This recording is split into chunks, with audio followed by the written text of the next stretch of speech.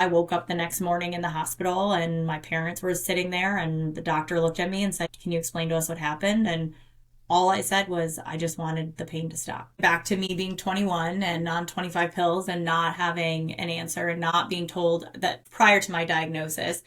And, I think the biggest thing was just there weren't options that I saw in front of me.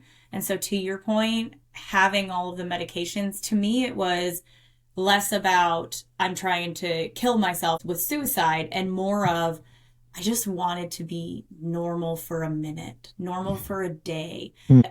I will never forget that night because leading up to that night, there were multiple nights where I was laying in the bathtub just trying to get some kind of relief, bawling my eyes out, curled up in the fetal position, trying to change the temperature to try to see if I could get my legs to settle down. Mm-hmm. And considering that, because the question is like, is this the life I want? Right. Yeah.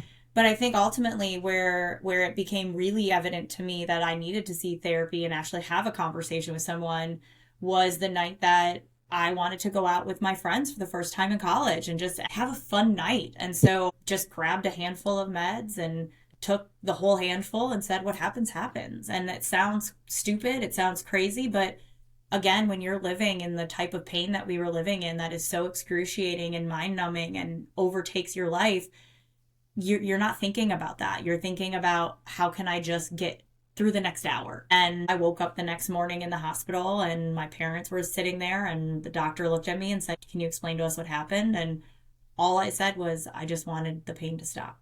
Yeah.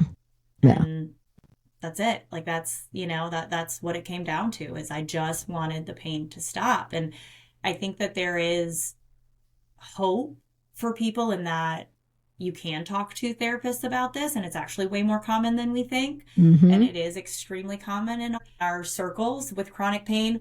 But I also think to the other point that you were bringing up that I want to hit on, I had some really gnarly side effects too that no one really told me.